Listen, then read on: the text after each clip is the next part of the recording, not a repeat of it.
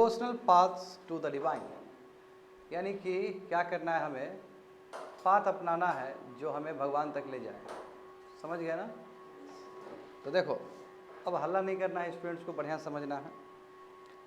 You may have seen people perform rituals of worship or singing bhajans, kirtans or qawwalis, or even repeating the name of God in silence, and notice that some of them are moved to tears.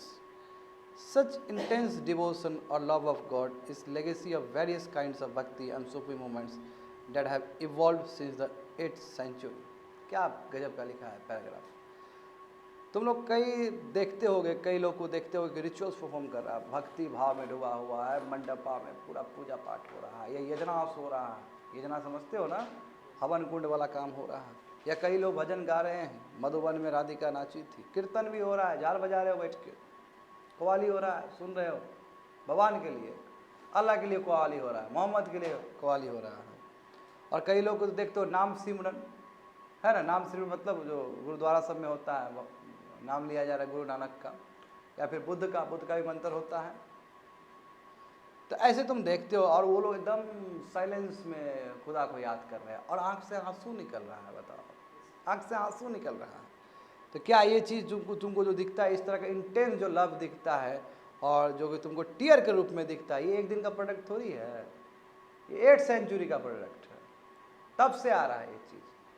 क्यों? भक्ति movement तब का विषय है, सूफी movement तब का विषय है, और तब आके अभी एक कल्चर का एक मेजर पार्ट बन जाता है। आज जो हम पूछते हैं, भगवान को याद करते हैं, नमाज पढ़ते हैं, जो भी हमारा जो तौर तरीका है, वो सब तौर तरीका का जो यदि बुनियादी ढांचा खींचा जाए, फाउंडेशन वैल्यू, तो बहुत पहले का चीज़ हो, और वहीं से हम कैरी करते विथ सम मॉडिफिकेशन। छठ पूजा देखो ना, छठ पूजा अभी का चीज़ है क्या? कब का पूजा? समझे? तो all are important. Idea of a supreme god, खुदा एक है कोई। देखो वेदांता फिलोसफी का बात कर लो, यहाँ पे मोनोथिज्म का बात कर लो, एक ही खुदा है, monotheism. Before large kingdoms emerged, different groups of people worshipped their own gods and goddesses.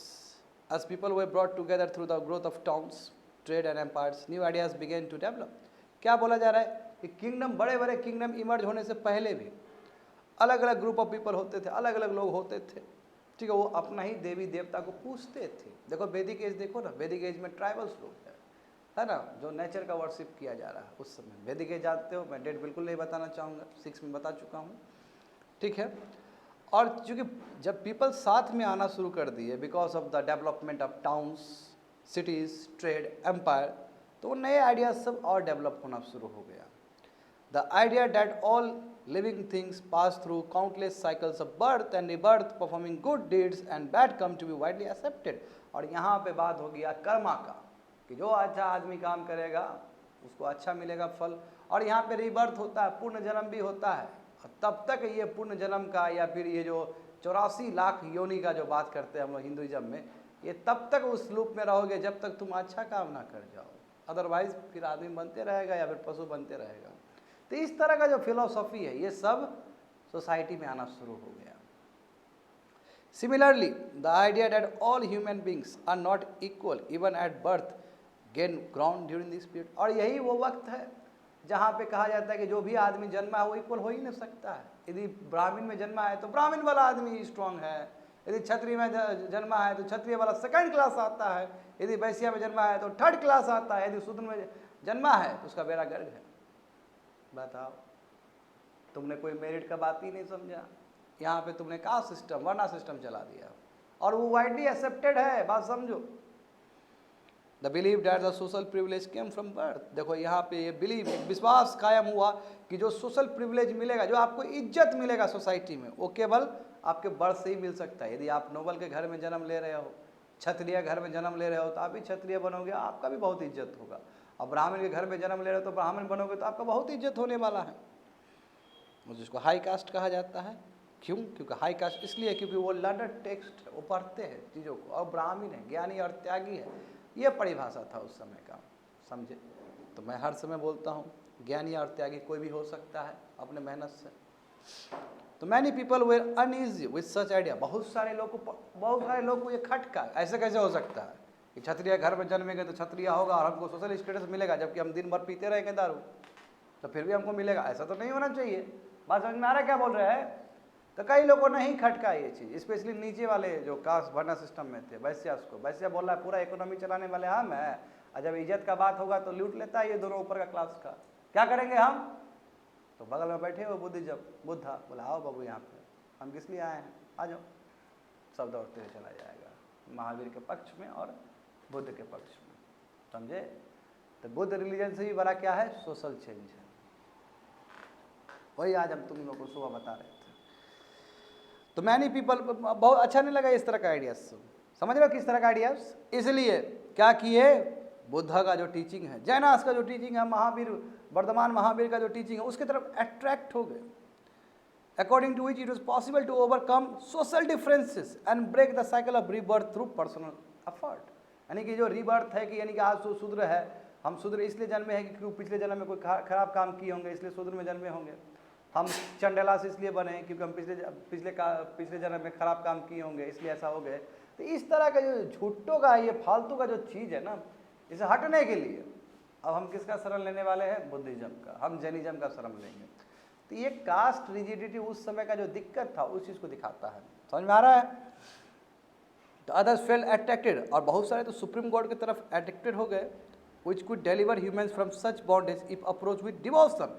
और कई लोग तो बोले कि भक्ति में डूब गए कि भगवान को डायरेक्ट हम खुदा को भगवान को यदि दिल से याद करेंगे ना तो प्रीस्ट का कोई ज़रूरत नहीं है।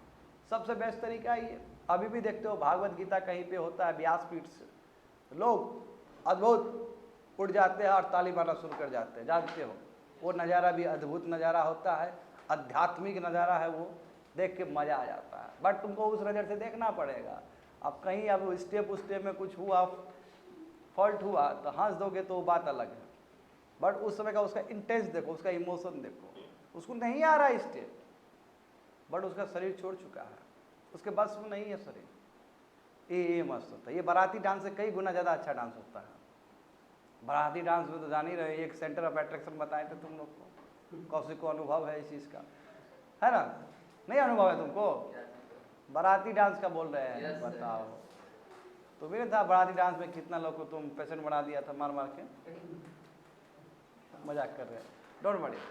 तो देखो यू सी द, मैं तुम लोग को वहाँ तक ले जाना चाहता हूँ जहाँ तक मैं सोच रहा हूँ चीज़ों को। एक बाराती डांस भी है, एक भक्ति डांस भी है। कौन सा डांस बढ़िया? दोनों ही डांस बढ़िया, बट भक्ति वाला जो डांस है वो डिवोशन टू गॉड है ना, दोनों ही अच्छा है ना। अब भक्ति वाला डांस तो बाराती में कर नहीं सकते हो, दोनों का अपना अपना जगह है। बट भक्ति वाला डांस, बाराती वाला डांस तो उसी समय खत्म हो जाएगा। हो सकता है किसी को पेशेंट भी बना के खत्म हो सकता है, बट जब डिवोशन टू गॉड वाला जो डांस है उसमें तो मजा है, आनंद विभोर हो गए हो, मजा आ रहा है। और वो जो मजा है वो तुम ही फील कर पा रहे हो, और जो तुम्हारे तरह डांस कर रहे हो वही फील कर पा रहे हो। तो दोनों का अपना इंपॉर्टेंस है, बट इसका जो इंपॉर्टेंस है उसे डायरेक्ट गॉड से कनेक्टिविटी है। बारात के टाइम में कहाँ भगवान का नाम, भगवान का कोई बजा देगा गाना, बोला है चेंज करो, जिमी लगाओ यहाँ पे। Am I correct? देखो तो यही तुम्हारा जो आइडिया है वही तो भागवत गीता का है, जो पॉपुलर होना शुरू हो गया तुम्हारा कॉमन क्रिश्चियन एरा में, यानी फर्स्ट एडी में शुरू हो गया भगवता। ये भागवत के ये जो गीता है, जो कृष्ण जी का, अर्जुन जी का डिवोशन, ये शुरू हो गया है। ये देखो मेरा फेवरेट टॉपिक आया है, मैं बता दे रहा हूँ बाबू, बहुत बढ़िया टॉपिक है, इससे बहुत कुछ सीख सकते हो। शिवा, विष्णु, दुर्गा, ये सुप्रीम डेडीज है, जिसको पूजा जा रहा है। कैसे पूजा जाता था? एलाबोरेट रिचुअल, दुनिया भर का कुछ कुछ कुछ कुछ यजनास वगैरह हो रहा है, ये चढ़ाओ वो चढ़ाओ। At the same time gods and goddesses worship in different areas came to be identified with the Shiva. और देखो अलग अलग जगह पे अलग अलग रूप में पूजा जा रहा है, बट जब सबको देखोगे तो पता चलेगा कि विष्णु का ही अवतार अलग अलग रूप में पूजा जा रहा है। देखो विष्णु का अवतार अलग है कि नहीं है? बताओ तो तुम कौशिक, विष्णु जी का 2 अवतार बताओ जल्दी से, जल्दी बताओ। विष्णु जी का 2 अवतार बताओ जल्दी से। हाँ, लॉर्ड कृष्णा। और बताओ दूसरा, राम जी भी है ना, 52 अवतार भी है ना। हाँ, वो बोला वही अवतार है। हाँ हाँ, नरसिंह अवतार है ना, परशुराम अवतार। हाँ, शिव जी का है। ठीक है, मतलब अवतार होते हैं ना, कहने का मतलब ये है, समझ गए ना। तो यही बोला। कि अलग अलग जगह पर अलग अलग पूजा जाएगा। अभी तो तुमने और नहीं बोला, जगन्नाथ भी नहीं बोला, विठलवा भी नहीं बोला, ये अलग जगह पर पूजा जा रहा है ना। बट कॉमन ट्रेस आउट करोगे तो विष्णु जी मिलेंगे, तो वही बोलेगा अलग अलग जगह पे ना। यही भगवान लोग को अलग अलग तरीके से पूजा जाता था, जैसे विष्णु और दुर्गा, ठीक है, इन लोग को चाहे विष्णु हो, दुर्गा हो, चाहे शिवा को हो। In the process local myth और लेजेंड्स, अब इस प्रोसेस में अलग अलग जगह का अलग अलग चीज़ जुड़ जाएगा ना। अलग, जैसे बिहार में जो हनुमान जी को जो तरीका होगा पूजने का वो डिफरेंट होगा as compare to Delhi, as compare to Haryana, है ना। तो लोकल जो मिथ है, जो उसका कहावत है, जो चीज़ है या लेजेंड्स, वो भी एक हिस्सा बन जाता है उसका, समझे। became a part of the Puranic stories and methods of worship recommended in the Puranas were introduced into the local cults। और जो पुराना जो लिखा है, कितना पुरानास है? हाँ 18 पुराना, 18 पुरानास है। तो वो वाला चीज़ भी ना अब लोग सबको समझ में आने लगेगा और लोग सब उसको प्रैक्टिस करने लगेगा, ठीक है। क्योंकि जानते हो, क्योंकि पुरानास क्या है, सबके लिए था। वेद केवल लर्नड पर्सन के लिए था, और शूद्रा और चंडलास के लिए, महिलाओं के लिए था ही नहीं वेद। बट जो पुरानास एक ऐसा धर्म ग्रंथ किताब है जिसको चंडलास भी सुन सकता है, पढ़ने का तो वो बेचारा पढ़ ही नहीं सकता, इलिटरेट है वो। महिला भी सुन सकती है, पढ़ सकती है। तो पुरानास ज़्यादा इक्वलिटी को दिखाता है। तो अब जब पुरानास पढ़ा तो पुरानास से जो भी फीचर्स आया वो अपने लोकल कल्चर में ट्रांसलेट कर रहा है, समझ गए ना, विधि का तौर तरीका को। इवेंचुअली द पुरानास देखो also laid down that it was possible for devotees to receive the grace of God regardless of their caste status। यही कारण तो है, पुराना ने पूरी तरीके से उसको हरी झंडी दे दिया कि आप कोई भी कास्ट हो, कोई दिक्कत नहीं है, आपको भगवान का आशीर्वाद मिलेगा, जरूर मिलेगा आपको आशीर्वाद। भक्ति में डूब जाइए। ये ज़्यादा बेटर है ना वेद के कंपेयर में, वेदास के कंपेयर में ज़्यादा बेटर है कि नहीं है? द आइडिया ऑफ भक्ति इतना पॉपुलर हो गया so that the even Buddhist and Jainas adopted this believe. और इतना ज़रा हो गया कि जैनास भी, बुद्धिस्ट भी इसका बहुत सारा कल्चर को एक्सेप्ट करने लगा। क्यों? जब कोई मूवमेंट का, आंदोलन का रूप ले लिया है तो उसको इग्नोर किया ही नहीं जा सकता है। जब तुम पढ़ने में तुम लोग एकदम बहुत होशियार हो जाओगे, जो तुम्हारे वो भी विरोधी भी होंगे, जो तुम्हारे प्रतिद्वंदी भी होंगे, वो भी तुमको रेस्पेक्ट करेंगे और तुमसे सीखना चाहेंगे। यही है मूवमेंट। कहाँ बुद्धिज़्म लड़ रहा है हिंदुइज्म से, अब हिंदुइज्म का फिर से रीग्रोथ हुआ है भक्ति मूवमेंट से, तो ये लोग भी सीख रहा है कि हम यदि ग्रोथ नहीं कर पाए तो हमारा और डाउनफॉल हो जाएगा। ये व्यवस्था उस समय, तो हम समझेंगे कि ये भक्ति मूवमेंट जो चला है, भक्ति मूवमेंट कोई नॉर्थ इंडिया का चीज़ नहीं है, ये साउथ इंडिया से आया था, अल्बार्स और नयनार्स से। अल्बार्स और नयनार्स क्या है? कोई शिव जी को मान रहा है, कोई विष्णु जी को मान रहा है, group of people, group of saint. और सेंट भी है, पोइट भी है, कबीर जी टाइप के। कबीर जी क्या है? सेंट भी है, पोइट भी है। दोहा कबीर जी का सुने हो ना? जल्दी सुनाओ एक दोहा बढ़िया वाला। हाँ कबीर जी का बोलने दो ना इसको एक बार, तुम सेकंड में तुम पे जाएंगे, बोलो। क्या बात, तुम बताओ। बहुत बढ़िया, तुम बताओ। बहुत अच्छा, नहीं आना भी एक कला है। मगर कबीर जी सुने हो ना, कबीर जी का दुनिया भर का दोहा, और दोहा में इतना कुछ मैसेज, इतना कम चंद वर्ड में तुमको मैसेज, दुनिया भर का मैसेज तुमको दे दिए कबीर जी।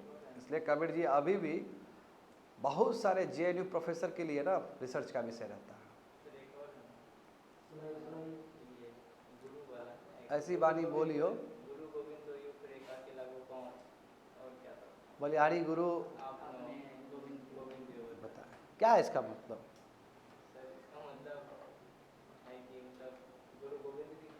हाँ बहुत बढ़िया। गुरु गोविंद भी खड़े हैं और ईश्वर भी खड़े हैं, भगवान भी खड़े हैं, तो मैं गुरु गोविंद को सबसे पहले प्रायोरिटी दूंगा, क्योंकि गुरु गुरु होते हैं, भगवान से भी ऊपर का दर्जा होता है गुरु का, समझे। ये बता कि गुरु से हमें ज्ञान मिलता है, तो उसमें पूरी तरीके, ऐसे भी सिखिज्म पूरा गुरु पे टिका हुआ है।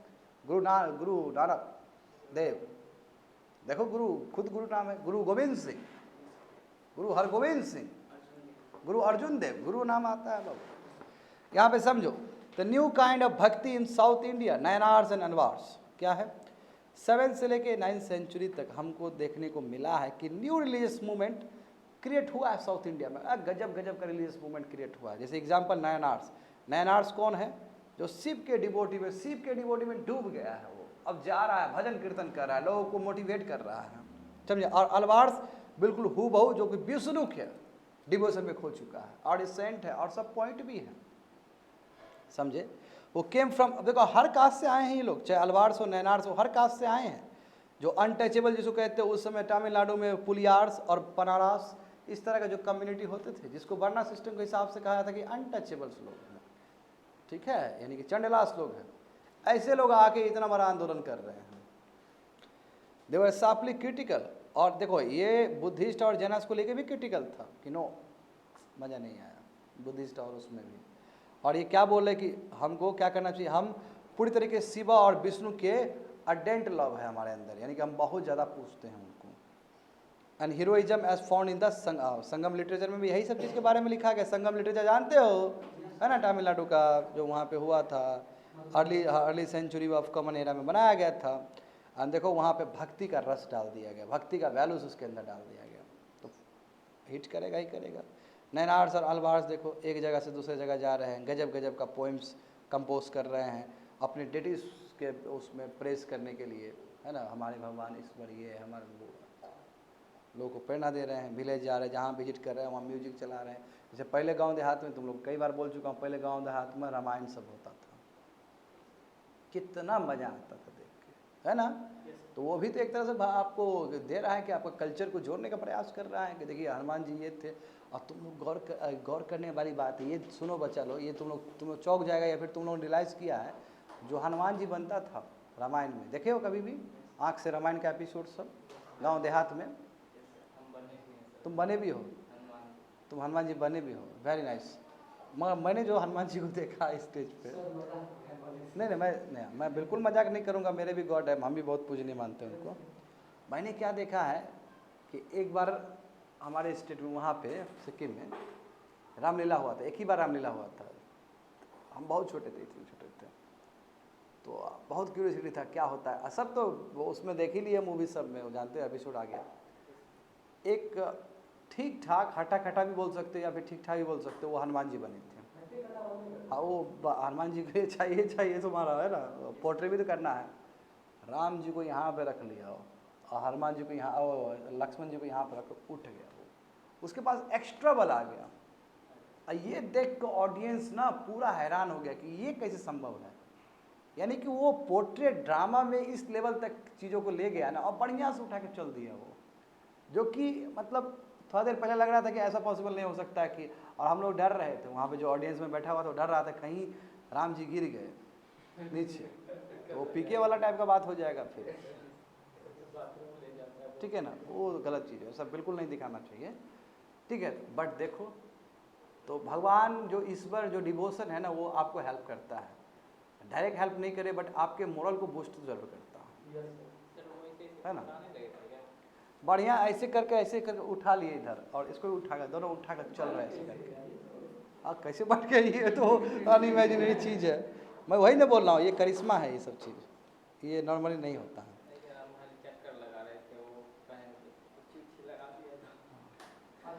उस समय तुम आकाश थोड़ी था, उस समय तुम्हारे अंदर एक स्पिरिचुअल डिवोशन, और उस समय तुम यदि रियल में किया होगा तो तुमको बहुत डिफरेंट लग रहा होगा, होप सो, अभी याद नहीं होगा।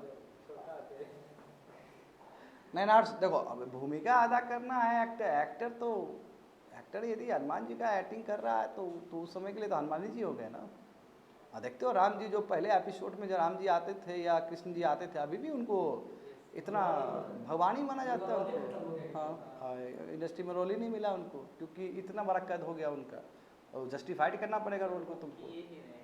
हाँ, उसके बाद उनका खुद ही मूड ही चेंज हो गया। मैं उस पर मैं इन पे बारे में भी बहुत रिसर्च किया है ना।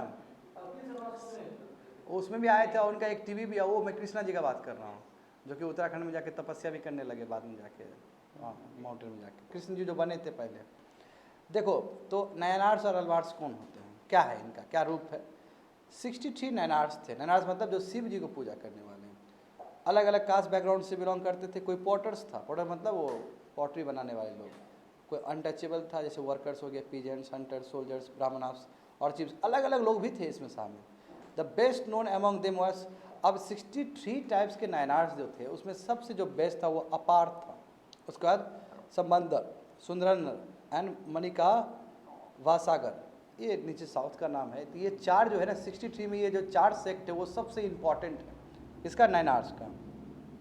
और देखो इसने संग अपना कंपोज किया था तेवारम और तिरुबा का कम, ये 2 अलग अलग किताब है, उसमें इन लोगों का कंपोजिशन भी दिया गया है। जैसे देखते हैं ना कबीर जी का दोहा हो गया तो उसमें कबीर जी का मैसेज, तो इसी तरह ये 2 किताब में ना इस नायनार्स का, स्पेशली ये जो 4 नायनार्स है उसके बारे उन्होंने क्या किया था, पोएम लिखा था, भक्ति पोएम, ठीक है, वो सब चीज़ उसमें रिकॉर्डेड है।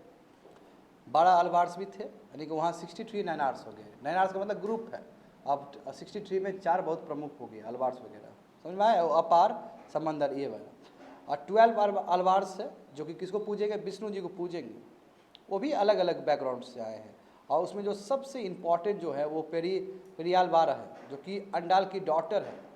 और इनका इतना कद बड़ा है ना, तुम लोग को अभी पता होना चाहिए, इनका इतना कद बड़ा है कि अभी भी तमिलनाडु में इनको पूजा जाता है, इनको और पेरियालवार को बहुत पूजा जाता है नीचे, समझ गए ना। और बाकी भी दिखाया गया है, टोनरा डिपोडी अल्वार एंड नमालवार, हाँ एंड देर संग, इसकी किताब भी तुम्हारा दिव्या प्रबंधम, बहुत ही इंपॉर्टेंट किताब है वहाँ का। उसमें ये जितने भी अल्वार्स हैं, स्पेशली जो डॉटर रही है अंडाल की, उसका सब रिकॉर्ड वहाँ पर रखा गया है। और अभी भी तुम जाके उस चीज़ को पता कर सकते हो और जो भी इस तमिल में लिखा गया उसको ट्रांसलेट करके समझ सकते हो कि किस भावना से इन्होंने विष्णु जी को पूजा है।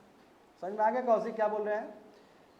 तो between the 10th and 12th century the Chola and Pandyas king built elaborate temples, ये हम जानते हैं, पूरा थ्रू आउट द हिस्ट्री हमने पढ़ा है कि 10th और 12th सेंचुरी में चोला और पांड्यास किंग अपने पीक पे थे और टेम्पल्स बनाते थे, ठीक है। उसमें बहुत सारे सेंड पॉइंट्स आते थे विजिट करने के लिए।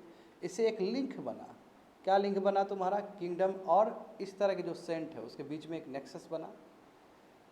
तो बिटवीन द भक्ति traditions and the temple worship, अब देखो टेम्पल वर्शिप भी हो रहा है, एट द सेम टाइम तुम्हारा भक्ति ट्रेडिशन भी हो रहा है। देखो अभी हरे रामा हरे कृष्ण करने वाले भी लोग हैं और टेम्पल भी है कि नहीं है। और हरे रामा हरे कृष्ण देखो कितना दुनिया में है ना, जो इस्कॉन मंदिर देखे हो, इस्कॉन मंदिर है, इस्कॉन के जो भक्तगण होते हैं क्या मस्त मज़े में रहते हैं। जो फॉरेनर्स होंगे बाई लुक्स, इतना 6-6 फीट 7-7 फीट का आदमी, ये पीछे टिकी है उसका, हाथ में भागवत गीता है, लंदन में हर जगह, जर्मनी में भी, रसिया में तो पूरा बर्लिन में, हाँ पूरा झाल लेके हरे रामा हरे कृष्ण पूरा खो दिया शरीर उसका, पता हाँ पता है, कृष्ण जी का उससे लिया गया है, उसमें जो अफ्रीकन लेडी जो गाई थी, हाँ क्या मस्त गाई नहीं, ओ तुम देख के ही मज़ा आ जाएगा। राधे पीछे कितना बढ़िया से उसको ट्यून दिया गया नहीं, और फिर शिव शंभू में वो और ऊपर कर दिया गया। शिव शंभू गाना भी सुने हो ना, हर हर शिव शंभू, वो बाद में जो मुस्लिम लड़की गाई है उतना अच्छा नहीं लगा जितना अच्छा उसका लगा है, वो मज़ा नहीं आया। वो मुस्लिम लड़की थी इसलिए फेम मिल गया उसको, है ना। बट जो अभिलाषा पांडा जो थी वहाँ की, उड़ीसा की, उसने तो तूफान मचा दिया। और जस्ट क्लास 12 की बच्ची है वो, do you know this thing, class 12 में पढ़ रही थी। कुछ भी हो सकता है यहाँ पे, देखो तो यहाँ पे समझ में आ गया ना किस तरह का तुम्हारा भक्ति ट्रेडिशन और टेम्पल वर्शिप किस तरह लिंक जुड़ा। सेंड पॉइंट जो विजिट किए हैं टेम्पल्स को, this was also the time, ये वैसा समय है यानी कि 10th और 12th सेंचुरी, पोइम्स को बहुत कंपाइल पोइम्स को बनाए जाते थे। बिसाइड्स हेग्राफिक्स, हेग्राफिक्स का मतलब क्या होता है, writing of saint life, saint के जीवन को जो लिखा जाता है, जीवन काल की, कबीर जी ऐसे थे वैसे थे, ये वाला भी दौर था। उसमें कई बायोग्राफिक्स थे अल्बार्स के, नैनार्स के, जो कि उस समय कंपोज किया गया था। और today we use this text as a source for writing histories of the bhakti tradition. और भक्ति ट्रेडिशन को किसी को पढ़ना है तो उसको पहले जाकर पढ़ा जाता है, उसके बाद उसके हिसाब से भक्ति लिखा जाता है। तो हम कह सकते हैं कि जो अल्बार्स और नैनार्स का जो बायोग्राफिक्स है, very very important for the foundation of bhakti tradition in this country, especially south India में। देखो यहाँ पे लिखा गया, देखो ये बताए थे ना, एक तुम्हारे जो ऊपर वाला जो बताए थे नयनार जो थे, एक नयनवार जो मणि का वासागर के एक थे, उन्होंने लिखा था, तो समझ लेना इस चीज़ को। फिलॉसफी एंड भक्ति, अब फिलॉसफी का मतलब ही है कि मेटाफिजिक्स, जो सिंपल चीज़ नहीं है, जो आत्मा परमात्मा का बात करेगा, दैट इज कॉल्ड फिलॉसफी। तो फिलोसफी और भक्ति ये देखते हैं। शंकराचार्य, वही शंकरामा तो शंकराचार्य बहुत ही इन्फ्लुएंशियल फिलोसोफर रहे हैं जो भारत के रहे हैं।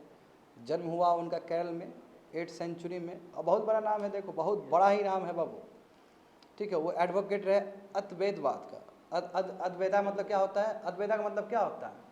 तुम्हारा जो आत्मा है और परमात्मा है, तुम्हारा आत्मा है ही नहीं, वो परमात्मा का ही हिस्सा है, उसको बोलते हैं अद्वैतवाद। द्वैतवाद का मतलब क्या कि तुम्हारा आत्मा का भी अपना एग्जिस्टेंस है और परमात्मा का भी एग्जिस्ट। परमात्मा मतलब ब्रह्म, ब्रह्म, ब्रह्म मतलब परमात्मा, ब्रह्म, भ्रम नहीं, ब्रह्म। तो भ्रम तो ठीक उल्टा हो जाएगा इसका,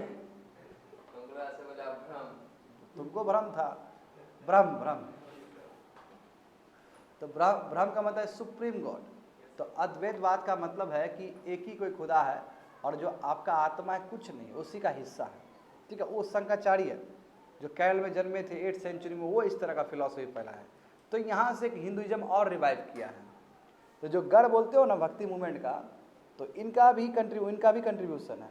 और ये एक नया चीज़ दे रहे हैं हिंदुइज्म में। मठ उठ भी इस्टेब्लिश किए थे। देखो अद्वैतवाद के बारे में बोलते हैं कि डॉक्ट्रिन ऑफ वननेस, जितने भी इंडिविजुअल सोल है सब एक है और सब जाके सुप्रीम गॉड में मिल जाता है। यही तो अल्टीमेट रियलिटी है, यानी कि ब्रह्म ही तुम्हारा क्या अल्टीमेट रियलिटी, बाकी सब माया है।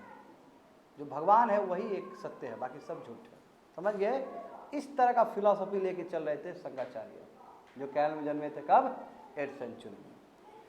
ही टॉट दैट ब्रह्म वही तुम्हारा अल्टीमेट रियलिटी है। वो फॉर्मलेस है और बिना कोई एट्रीब्यूट्स का, यानी कि उनका कोई आकार ही नहीं है। जैसे विष्णु जी का अवतार कृष्ण जी, इसका कोई आकार नहीं है, कोई स्ट्रक्चर ही नहीं दे सकते, फॉर्मलेस है ये निर्गुण है, सगुण नहीं है, ये निर्गुण है।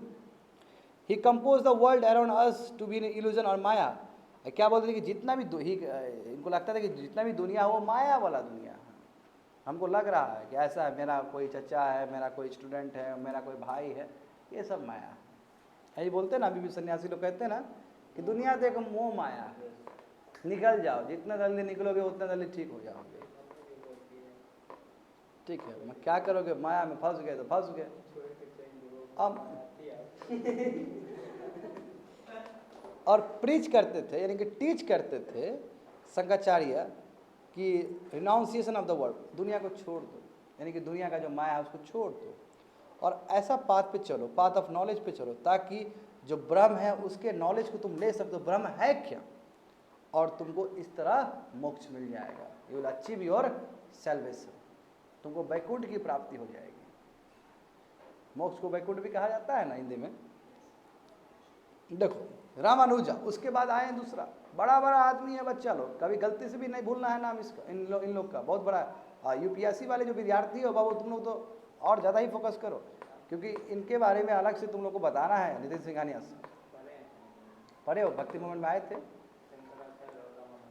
पढ़े साउथ के, बहुत बड़े नाम है। तो रामानुजा ये तमिलनाडु में जन्मे थे 11th सेंचुरी में। वो कब? 8th सेंचुरी, 11th सेंचुरी में। और ये भी अलवार्स है। अलवार्स का मतलब क्या हुआ तुम्हारा? विष्णु सेठ से काफ़ी प्रभावित थे।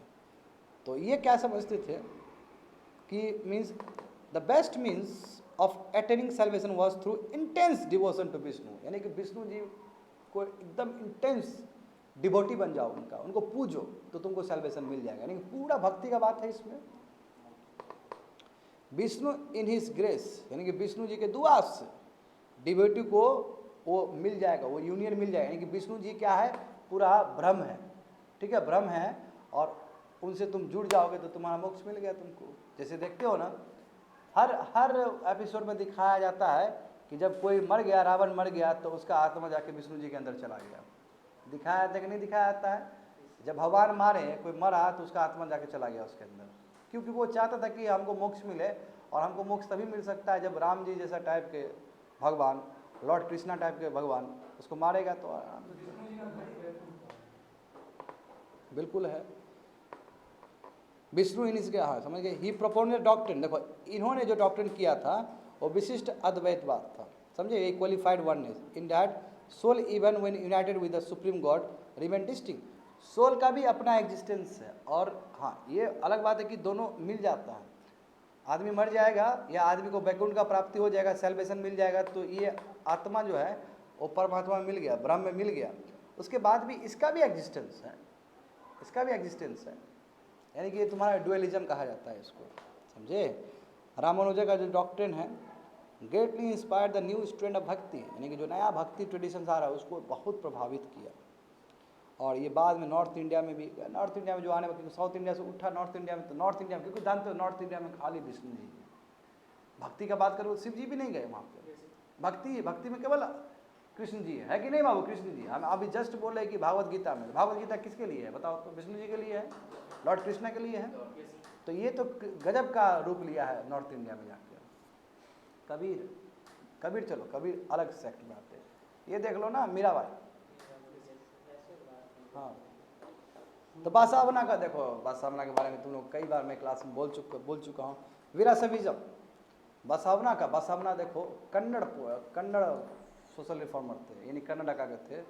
इनका भी बहुत बड़ा कद है उस समय का, बहुत बड़े। We noted earlier the connection between the Tamil bhakti movement and the temple worship. हमने देखा नहीं ये चीज़ कि तमिल भक्ति मूवमेंट कैसे टेम्पल वर्शिप से जुड़ा हुआ था, राजा लोग भी पैट्रोनाइज देते थे। This in turn led to the reaction that is best represented in the Virashaiva movement initiated by the Basavanna and his companies like Allama Prabhu and Akka Mahadevi. अब बोलते कि इसको ना मतलब इस चीज़ से रिएक्शन हुआ, यानी कि काउंटर पार्ट दूसरा भी एक धारा तैयार हो रहा है। सो होता है ना कि एक भक्ति जैसे हिंदुज़म था तो इधर से तुम्हारा बुद्धिज़्म और जैनिज़्म आया। जब ये तमिलनाडु में पनप रहा था, कौन सा अल्वार्स और नयनार्स वाला भक्ति, तो इधर दूसरा वाला है ये लिंगायत जानते हो ना भाई, लिंगायत जहाँ पे शिव जी को लिंगा के रूप में पूजा जाएगा। बट वो लिंगा और नॉर्थ इंडिया का दोनों में बहुत अंतर है। और यहाँ के जो लोग मरेंगे उसको गाड़ा जाएगा, जलाया नहीं जाएगा, बहुत डिफरेंट है, बहुत अलग है। हिंदू में भी गाड़ा जाता है पता है, ये लिंगायत कम्युनिटी में। और लिंगायत अभी बहुत बड़ा पॉलिटिक्स का गढ़ है कर्नाटका का, ये भी समझ में आना चाहिए तुम लोग को। देखो तो बात समझ में, ये मूवमेंट कर्नाटका में स्टार्ट हुआ मिड 12th सेंचुरी में। मिड 12th सेंचुरी का मतलब क्या है, 1150, ये भी डेट याद होना चाहिए। तो वीरासेवास, जो वीरासेवास वो अब करते थे कि yes equality of all human beings होना चाहिए। और ये ब्राह्मणिकल आइडियाज़ बिल्कुल नहीं होना चाहिए, जो ब्राह्मणिकल आइडियाज़ है कास्ट के बारे में कि खाली ब्राह्मण से ऊपर होगा और जिस तरह महिलाओं का ट्रीटमेंट करता है, बिल्कुल इसके अगेंस्ट हैं हम, सब इक्वल होना चाहिए। And there are also against all form, ये जो रिचुअल्स है आइडल वर्शिप, ये फालतू का चीज़ है, हम बिल्कुल नहीं मानने के लिए तैयार हैं। बात समझे। तो यही था तुम्हारा लिंगायत, यहीं से लिंगायत मूवमेंट हुआ है, ज़्यादा जानकारी नहीं दिया गया है और उसके बारे में बोल चुका हूँ तुमको। तो बासावना कर्नाटका के बहुत बड़े, देखो बासावना का वचनांश देखो, बासावना ने क्या क्या वचन दिया है। रीच विल मेक टेम्पल, ये वो बताया।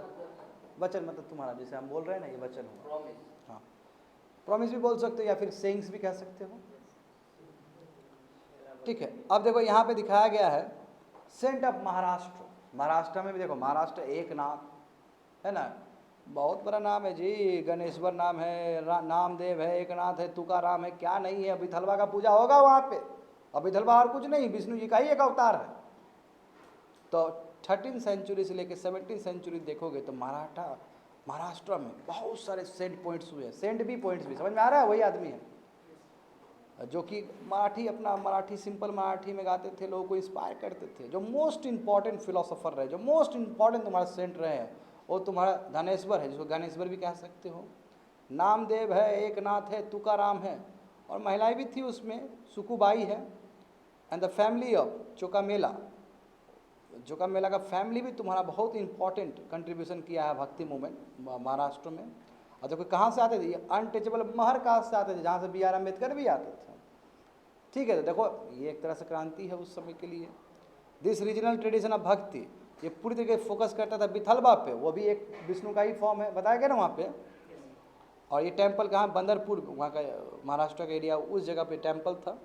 As well as notion of personal god residing, और भगवान तो हर आदमी के दिल में बसते हैं। तो इस तरह का विचारधारा से ये भक्ति मूवमेंट बढ़ रहा था। कहाँ, महाराष्ट्र में। और विथलबा का एक मंदिर भी था, वहाँ पे भी लोग एकदम भक्ति में डूबे रहते थे। This saints point rejected all forms, देखो जितने भी रिचुअलिज्म है बेकार का चीज़ है, सबको reject. Outward display of PT and social differences, और जो बोलते थे कि ये जो सोशल डिफरेंसेस है ना ऑन बाय बर्थ, इसको पूरी तरीके से डिस्कार्ड करो, बेकार है ये चीज़। इनफैक्ट दे इवन रिजेक्टेड ये जो आइडिया ऑफ रिनाउंसिएशन है कि पूरा घर बार छोड़ देना, पूरा दुनिया छोड़ देना है, बोलते थे कि ये भी बेकार का चीज़ है। बुद्ध ने भी यही बोला कि दुनिया छोड़ने की जरूरत नहीं है आपको, ठीक है ना। तो ये आइडिया ऑफ रिनोवेशन बेकार का चीज़ है। और कहते थे कि रहिए अपने फैमिली मेम्बर के साथ ही रहिए, आप अपना लाइवलीहुड कमाइए जैसे बाकी लोग भी कमा रहे हैं, कोई दिक्कत नहीं है इसमें। और humbling serving fellow human beings, जरूरी है कि जिसको ज़रूरत वाला जो आदमी है, जिसको ज़रूरत का चीज़ चाहिए, जो बेचारा गरीब है, दुखिया लोग है, इस तरह के लोगों को मदद करना चाहिए। A new humanistic ideas emerged, तो नए नए ह्यूमनिस्टिक आइडियाज सब इमर्ज हो रहे हैं एज दे इंसिस्ट दैट भक्ति ले इन शेयरिंग अदर्स पेन।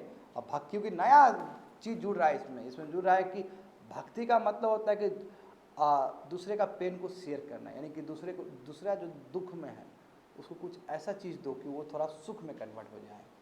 समझ गए। तो फेमस गुजराती जो सेंट हैं नरसिंह मेहता, जानते हो नरसिंह मेहता, इनसे ही तुम्हारा गांधी जी इंस्पायर्ड थे। नरसिंह मेहता का जो गाना है वो गाना खुद स्वयं गांधी जी गाते थे, ठीक है ना। तो देवर Vaishnavas who understand the pain of others, तो यही देखो ये सब वैष्णवास थे, विष्णु जी को पूजा करने वाले थे, जो दूसरे को पेन को भी समझते थे। और उससे पहले देखो बहुत अच्छा नाम आया ऊपर, देखो Vaishnava poet saint of Maharashtra, Jnaneshwar, Namdev, Eknath, Tukaram, ये सब लॉर्ड विठलवा के डिवोटीज थे, ठीक है। वहाँ पे है, हाँ वहाँ पे हुआ, हाँ वहाँ पे देखो, अच्छा वहाँ पे ये बगल में, ये इधर बोगस इधर, हाँ वो तो बता चुके हैं ना। ये देखो ये वाला डिवोशन अराउंड लॉर्ड विठलवा, इससे क्या होता है एक बरकारी सेक्ट आ गया, एक नया धर्म क्रिएट हो गया। जैसे रामानंदी सेक्ट है ना, रामानंदी सेक्ट है कि नहीं है, उस तरह तुम्हारा विठलवा सेक्ट आना शुरू हो गया। जब पूरी तरीके की बात है कि एनुअल पिलग्रिमेज होना चाहिए बंदरपुर में, जैसे अभी बाबा धाम जाते हो ना एनुअली, तो वहाँ जाना चाहिए। विठलवा देखो emerge as a powerful mode, यानी कि विठलवा को पूजा करोगे तो एक पावरफुल डिवोशन है, ठीक है। और ये पीपल में बहुत पॉपुलर होना शुरू हो गया। समझ में आ रहा है कुछ भी। तो वही चीज़ है तुम्हारा, ये महाराष्ट्र में हो रहा था ये सभी चीज़। तो देखो कोई से नहीं, सोशल ऑर्डर पे सवाल पूछे जा रहे हैं। मराठी जो भी रहा है उस समय के जो सेंट रहे हैं, तुकाराम ने, देखो तुकाराम ने पूछा है, ये पढ़ लेना, ये सब तुम्हारा काम है तुम लोग का। अवनाथ पंथी सिद्धास एंड योगीस, ये क्या होते हैं, नाम सुन के ही हमको लग रहे हैं विष्णु जी का कुछ होगा, ये शंकर जी का नाथ पंथीस, ठीक है। ये देखो ना क्या है, कपड़ा नहीं पहनेंगे, ऐसे होते कि नहीं होते सन्यासी लोग, तुमको कुंभ मेला में बहुत दिखने को मिल जाएगा। नाथ पंथीस, हाँ सिद्धास और योगीस।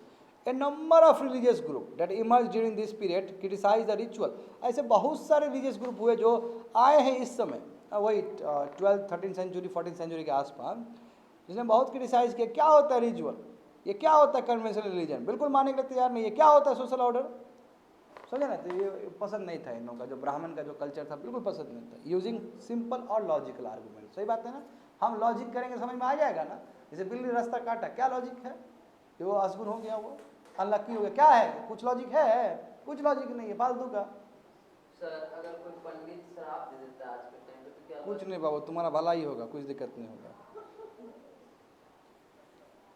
लो उसको बैठ के पियो, क्या दिक्कत है तुमको, समझ रहे, कुछ नहीं होगा, उससे बड़ा शराब मेरा लग जाएगा, कुछ नहीं होगा। क्या होगा, क्या कुछ नहीं होगा, तुम खुद ऑनेस्ट है। अब वो दौर खत्म हो गया पहले वाला, कि जहाँ पे विष्णु जी सब भी झुक के जाते थे ब्राह्मण को वो करने के लिए, ये ब्राह्मण घुसा गए हैं। शिव जी खुद नीचे उतर के आते थे कैलाश पर्वत से, कि वो जो नीचे जो अर्थ में जो ब्राह्मण घुसा गए, कुछ तूफान उफान आ जाएगा, कहीं शराब उराब दे देगा, उसको जाकर खुश करते थे। और यहाँ पे विष्णु जी से भी मानने वाले नहीं है बाबा, ये ब्राह्मण सब, वो दौर खत्म हो चुका है, अब वो नहीं है। अभी का दौर पता है, सबके लिए नहीं बोल रहा हूँ, मगर अधिकतर ब्राह्मण्स के लिए बता रहा हूँ। देखो ऑफेंसिव हो सकता है, बट ये चीज़ भी छुपा नहीं है। अभी के ब्राह्मण है कि जनेऊ उठा के मीट मछली खा लिए, फिर जनेऊ पहन लिए। अभी के ब्राह्मण्स ऐसे हैं, स्पेशली मिथिला रीजन के जो ब्राह्मण्स है, ऐसे ब्राह्मण्स है जिसको मछली खाना शुभ लगता है, समझता है, बुझने आता है कुछ। तुम मछली खाने को शुभ कर, तुम खाओ, मगर तुम आडंबर मत लगाओ, दिखावटी, ये तो हद हो गया ना। तुम जीव हत्या कर रहा है, एंड यू सेइंग दैट कि यू आर ब्राह्मण। आप किसी भी रूप में ब्राह्मण नहीं हो सकते यदि आप जीव हत्या को प्रमोट कर रहे हैं तो। ब्राह्मण से ऐसा कभी कर ही नहीं सकता है, ब्राह्मण का कल्चर ही नहीं हो सकता है। ब्राह्मण बोलेगा कि स्ट्रिक्ट वेजिटेरियन बनना है आपको, सही बोल रहे हैं। तो अब इस तरह का जो डिग्रेडेड जो ब्राह्मण लोग हैं, इसको क्या बोलेंगे, उसको शराब लगेगा तुमको, आज जो शराब देने वाला होगा वो शराब देगा भी नहीं बाबू, वो अलग अलग जगह पर बैठा हुआ है, वो तुमको मिलने वाला भी नहीं है। वो तुमको मिलेगा हिमालय सब में मिलेगा, जो तुमसे कोई लेना देना नहीं है, समझे ना। हाँ, वहाँ पे जो पहुँचेगा भक्त से पहुँचेगा, उसका लाइन रहेगा, बस बाबा उठ जाए, क्योंकि मेडिटेशन में बैठे हुए हैं बाबा, बाबा को देख ही लेगा, हो गया उसका पूरा, चल देगा वो देख के। क्यों? खुद से देख के। बताओ, समाधि ले लेता है लोग सब, समाधि भी होता है, समाधि समझते हो? समाधि, समाधि छोड़ दो छोड़ दो छोड़ दो, देखो समाधि पता नहीं है तुम लोगों को, बता ध्यान में जाके बॉडी छोड़ देना, समाधि का मतलब खत्म हो जाना। रिटर्न नहीं, बोल दिए कि अब हम मर रहे हैं, अब बोल के मर गए वो।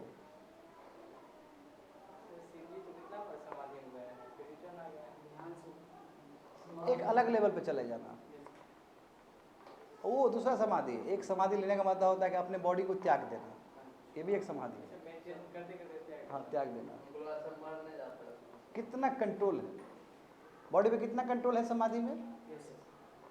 देखो यहाँ पे ये समझ में आ गया ना, यानी कि लॉजिकल आर्गूमेंट से ही तुमको हरा दिया, जो भी रिचुअल से बेकार का चीज़ सब है। तुमको समझ में आ रहा है कि खेल ये सब हवा में जा रहा है। देखो, अमंग देम तो नाथपंथीज, सिद्धाचारस और योगीस, ये भी ऐसे ही लोग थे, रिलीजियस ग्रुप, जो कि सोशल ऑर्डर को बिल्कुल मानने के लिए तैयार नहीं है। दे एडवोकेट रिनाउंसिएशन ऑफ द, ये बोलते कि पूरा दुनिया को छोड़ दो यार, ये लोग सिद्धार्थ लोग हैं, योगीस लोग हैं, जानते हो योगी, यूपी का योगी देख लो, पूरा घर बार छोड़ के आया कि नहीं आया। To them, the path to salvation lay in meditation on the formless ultimate reality and the realization of oneness with it. इन लोग के लिए ना सिद्धार्थ, ये लोग के लिए ना बस मेडिटेशन है, मेडिटेशन कर लिए भगवान से मिल जाओगे। मेडिटेशन जानते हो, ध्यान में आदमी चला जाता है भगवान के पास। To achieve this they advocate intense training, इसलिए इन लोगों का माइंड का ना इंटेंस ट्रेनिंग करता था, और बॉडी थ्रू प्रैक्टिसेस, जैसे तुम्हारा योगा आसनास हुआ, योगा में भी हम भगवान को मिल सकते हैं, उस लेवल का मेडिटेशन होता है। ब्रीथिंग एक्सरसाइज होता है ना, प्राणायाम होता है कि नहीं होता है, प्राणायाम होता है, उसके बाद बहुत सारा आसन होता है योगा में, जानते हो तुम्हें, और मेडिटेशन करके। तो this groups become particularly popular. देखो, और इस तरह का जो ग्रुप्स है, कौन सा ग्रुप, नाथपंथीस, सिद्धार्थ और योगिस, इस तरह का जो ग्रुप है वो बहुत फेमस हुआ लो कास्ट में। और लो कास्ट, क्योंकि लो कास्ट को इज्जत ही नहीं मिल रहा है, सोशल ऑर्डर इतना खराब है कि उनको इज्जत ही नहीं मिलता है। क्यों नहीं मिलता है इज्जत? क्योंकि वर्ना सिस्टम, ये लोग नीचे जात के आते हैं, तो नीचे जात वाले लोग को सोशल स्टेटस ही नहीं मिल रहा, तो ऐसे लोग ज़्यादा जुड़ते हैं। Their criticism of conventional religion created the ground for devotional religion to become a popular force in northern India. तो इस तरह का जो क्रिटिसिज्म है इनका, ये जो आरोप लगा रहे हैं या फिर पसंद नहीं कर रहे कन्वेंशनल रिलीजन को, इसके वजह से नॉर्दर्न इंडिया में एक एटमॉस्फेयर क्रिएट हुआ जहाँ पे सब लोग भक्ति की भावना में डूब गए। कबीर जी देखो ना, कबीर जी कौन थे? बेस्ट एग्जाम्पल है कबीर जी। कबीर जी नहीं, कॉबलर थे, कॉबलर, मोची उची टाइप के कुछ थे, या हाँ मोची टाइप, मोची जात से आते थे। अब देखो अभी भी कबीर जी का नाम लिया जाता है, क्लेम करता है। देखो, जब तक जिंदा थे तब तक हिंदू बोला कि ये मुस्लिम है, और मुस्लिम बोला कि हिंदू है। क्यों? क्योंकि दोनों को आते थे वो, मुस्लिम को खराब बोलते थे, हिंदू को भी खराब बोलते थे, बोलते ये बेकार का चीज़ इसमें है, ये बेकार का चीज़ इसमें है। बट जो मरे तो हिंदू बोला कि हिंदू का है, और मुस्लिम बोला मुस्लिम का, क्योंकि बहुत पॉपुलर हो गए थे, बहुत मैसेज दे दिए थे। ये होता, जब तक तुम बढ़िया काम कर रहे हो। अच्छा, जैसे हम लोग घर में कोई आईएएस बन सकता था, हाँ मेरे परिवार में नहीं हो जानता कि मेरे परिवार में, वही बात, ताकि इसे तुम्हारा परिवार भी जान लेगा ना कि तुम्हारा परिवार कौन है। होता है ऐसा, ये तो ह्यूमन प्रवृत्ति है ना। देखो, जिंदगी भर कष्ट दिया उसको विश्वास था कि वो आईएएस बनेगा। ये होता है कि नहीं होता है? कुछ भी बनो, आईएएस ही नहीं, और भी बहुत होता है, सेलिब्रिटी भी बनो। जैसे कोई कुछ मतलब बड़ा मतलब चला गया डिग्री, मतलब बड़ा आदमी जो कहता है मेरे परिवार का मेंबर था, नहीं भी रहता, मतलब फिर घुमा के पहुंचाता है। पहुंचा देता है, मेरा गोतिया का, उसका भी गोतिया का, चौथा वाला गोतिया का उसका है, किस तरह तुमको एक्सप्लेन कर देगा वो। कौन? तब फिर नंबी नारायण तक बात पहुंचा है, क्रायोजेनिक इंजन तक पहुंचा है, समझ रहे हो ना। अब तुमको पता है, विल बी वेरी सरप्राइज, हमारे जो पूर्वज हैं, ऊपर वाले हमारे सुपर देव, वो क्या बोलते हैं कि गांधी जी हमारे गोतिया लगते हैं हमारे। अब बताओ इससे बढ़िया क्या करूँ कभी से हो सकता है हमारे लिए। देखो, और इसका मैं जस्टिफिकेशन बाद में दे दूंगा, इतना बेकार का जस्टिफिकेशन है देखो। क्योंकि हमारा जो कास्ट है ना, मैं दे ही देता हूँ, हमारा जो कास्ट है उसमें गांधी भी एक टाइटल होता है, जिस कास्ट से मैं आता हूँ। तब गांधी जी हमारे गोतिया हो गए इस हिसाब से, और लोग खूब खुश है। मगर स्थिति क्या है हमारी जात का, बीपीएल से भी गंदा स्थिति है। तो समझ रहे हो ना। और हकीकत में देखोगे स्टेटस हमारे कास्ट का जो भी है, कास्ट हम तो नहीं मानते सब चीज़ को, बेकार का चीज़ है। हकीकत में स्टेटस हमारा बीपीएल कैटेगरी वाला है। वो हमारा जो, हम जिस कास्ट से भी आते हैं ना, कोई विकास नहीं किया है ज़्यादा, कोई ज़्यादा पढ़ा लिखा आदमी तुमको नहीं मिलेगा हमारे कास्ट से। मगर फिर भी अपने आप को ओबीसी में कहला के बहुत खुश रहता है हमारा कास्ट। इसको तो शेड्यूल कास्ट में डाल देना चाहिए हमारे कास्ट को। शेड्यूल कास्ट नहीं है वो, ओबीसी है, और ओबीसी में रहने के बाद कोई विकास नहीं हुआ है इस कास्ट का। विकास तो जाते मतलब सर क्या होता है, हम ना सिर्फ सुनने आज तक बिल्कुल बिल्कुल सोचना ही नहीं है उसके बारे में, नहीं सोचना आज है। तक सर हमको पापा का कास्ट नहीं पता, मतलब बोलते थे अच्छा है, अच्छा थॉट प्रोसेस है, इसलिए नहीं बताया ना। हम कोई उस भावना से नहीं बता आपको रहे। पूछता है तो शर्म लगता है, बता नहीं पाते उसको। तुम बोल दो कुमार, बात खत्म। क्या कुमार बोल दो ना, कौशिक कुमार हो गया। यहाँ बिहार में कितना बढ़िया हम लोग पास एक ऑप्शन है, कोई बोले एकदम गर्व से लया कोई जात बताने वाला है, कौशिक कुमार, बस बात खत्म। पापा का कुमारी सब करने लगा है ना। अब बताओ, हद तो तब हो जाता है जब तुम लोग ट्रेन में ट्रैवल करोगे ना, तो तुम्हारा जात पूछेगा रहेगा कई लोग। हाँ यस सर, वो इसीलिए ना सर शर्म आ जाता है। हाँ बुजुर्ग अब गजब बात है कि बुजुर्ग बोल रहा है, पता चला कि तुम्हारा जात छोटा है, यानी होता तो नहीं है बट उस हिसाब से, वर्ना सिस्टम के हिसाब से तो अनडिस्क्रिमिनेट कर देगा उसको। तुरंत एकदम अजीब ही बिहेव करने लगता है। अजीब ओ बेकार का चीज़ है। मेरा एक फ्रेंड के साथ ऐसा हुआ था, तो हमको बता रहा था, तो हम बोले कि उसको तुम क्या किया, तो बोला पूरा झाड़ दिया उसको। तो बोला चलो अच्छा काम किया। एक बार मेरी दीदी लड़ाई कर ली। हाँ ये भी होता है। एक बार मेरी दीदी उस जात क्या लिखा है, क्या जात उस जात का। डरपोक हर जात में होता है, इंटेलेक्चुअल हर जात में होता है, तेज तरह हर जात में होता है।